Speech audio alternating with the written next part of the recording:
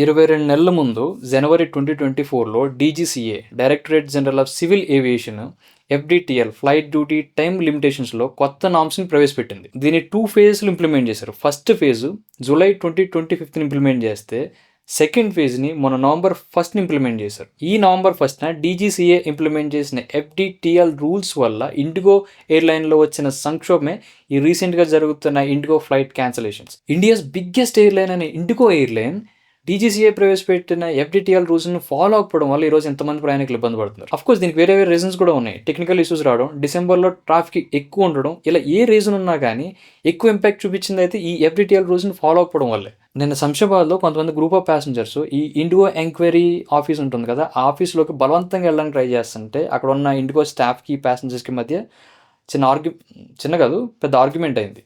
ఈ ఆర్గ్యుమెంట్ని మళ్ళీ కంట్రోల్ చేయడానికి సిఎస్ఎఫ్ వాళ్ళు, లోకల్ పోలీస్ వాళ్ళు వస్తే కానీ కంట్రోల్ కాలేదు. వాళ్ళు మొన్నటి నుంచి ఎయిర్పోర్ట్లోనే స్టక్ అయినారు. సో వాళ్ళకి ఫ్రస్ట్రేషన్ రావడంలో రీజన్ ఉంది. కానీ ఇక్కడ స్టాఫ్ ఏం చేస్తారు? వాళ్ళ దగ్గర ఆన్సర్ ఉండదు కదా.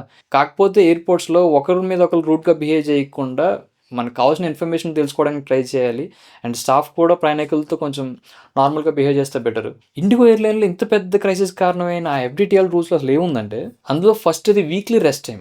అంటే వారానికి ప్రతి పైలట్కి 36 నుంచి 48 అవర్స్ రెస్ట్ టైం ఉండాలని చెప్పి రూల్ పెట్టారు. అండ్ సెకండ్లీ ఒక పైలట్ నైట్ టైం 8 అవర్స్ మాత్రమే ఫ్లైట్ నడపాలని రూల్ పెట్టారు. And thirdly night landing restrictions. అంటే ఒక పైలట్ 1 వీక్లో 2 ల్యాండింగ్స్ మాత్రమే చేయలేదు నైట్ టైంలో, అంతకుమించి ఎక్కువ చేయడానికి లేదు. సో మిగతా ఎయిర్లైన్స్ అన్నీ కూడా ఇవి 2024లో అనౌన్స్ చేసినప్పటి నుంచి కొత్త పైలట్స్ని హైర్ చేసుకుంటూ వస్తున్నారు. కానీ ఇండిగో ఎయిర్లైన్స్ మటు కొత్త పైలట్స్ని హైర్ చేసుకోలేదు. సో దానివల్ల ఏమైందంటే కరెక్ట్గా నవంబర్ 1కి వచ్చేటప్పటికి అక్కడ ఫ్లైట్స్ రెడీగా ఉన్నాయి, ప్యాసింజర్స్ ఉన్నారు, పైలట్స్ కూడా ఉన్నారు. కానీ ఆ పైలట్ ఫ్లైట్ నడపడానికి వెళ్ళడానికి లేదు. సో వాళ్ళకి రెస్ట్ టైం అన్నది మెండేటరీ రూల్ చేశారు కాబట్టి సో చాలామంది పైలట్స్ అనేది అవైలబిలిటీ లేదు. ఈ అవైలబిలిటీ లేకపోవడం వల్ల హండ్రెడ్స్ ఆఫ్ ఫ్లైట్స్ క్యాన్సిల్ చేయాల్సి వచ్చింది. అండ్ థౌజండ్స్ ఆఫ్ ప్యాసింజర్స్ ఎయిర్పోర్ట్లో స్టక్ అవ్వాల్సి వచ్చింది. సో దీని మీద civil aviation minister Rammohan Reddy గారు రెస్పాండ్ అవుతూ ఇండిగో ఎయిర్లైన్ మీద స్ట్రిక్ట్ యాక్షన్ తీసుకుంటున్నారు. బట్ దాంతోపాటు ఇప్పుడున్న సిచ్యువేషన్ నార్మలైజ్ చేయడం కోసం డీజీసీఏ 1 టైం టెంపరీ ఎగ్జంప్షన్ అన్నది ఇండిగో ఎయిర్లైన్కి ఇచ్చింది. సో డిసెంబర్ 10 వరకు ఈ రూల్స్ని ఎగ్జంప్షన్ చేసి ఇండిగో ఎయిర్లైన్స్కి ఇచ్చింది. దీనివల్ల ఈ 5 డేస్లో కొద్దిగా నార్మలైజ్ అవుతుందని. అండ్ దీని మీద IndiGo airlines CEO Peter Elbers apology చెప్తూనే డిసెంబర్ 10-15 మధ్యలో దీన్ని నార్మలైజ్ చేస్తాం, సర్వీస్ రీస్టోర్ చేస్తాం అని చెప్పారు. సో ఇది ఎలా ఉంటే federation of Indian pilots FIP IndiGo airlines negligence వల్ల ఇదంతా జరిగిందని చెప్పి ఇండిగో ఎయిర్లైన్స్ని తప్పట్టింది. ఇంత జరుగుతున్నా కూడా ఇండిగో ఎయిర్లైన్స్ కొత్త పైలట్స్ని రిక్రూట్ చేసుకోలేదు. దానివల్ల ఇదంతా జరుగుతుందనేసి ఇండిగో ఎయిర్లైన్ తప్పటం జరిగింది.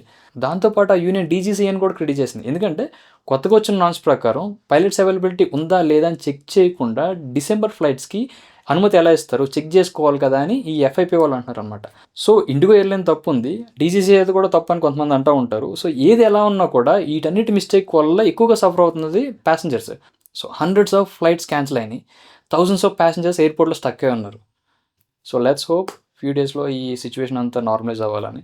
ఇది నా ఫస్ట్ వీడియో అండి. ఏదైనా మిస్టేక్స్ ఉంటే కామెంట్ చేయండి, కరెక్ట్ చేసుకుంటాను. అండ్ రేపటి నుంచి ప్రతి మార్నింగ్ 10 minutes న్యూస్ అని ఒక వీడియో రిలీజ్ చేస్తాను. లాస్ట్ 24 అవర్స్లో జరిగిన న్యూస్ అంతటిని 10 minutesలో మీ ముందుకు ప్రజెంట్ చేయడానికి ట్రై చేస్తాను. Thanks for watching. This is Phani Gopal. రేపు 10 minutes న్యూస్లో కలుద్దాం. Thank you.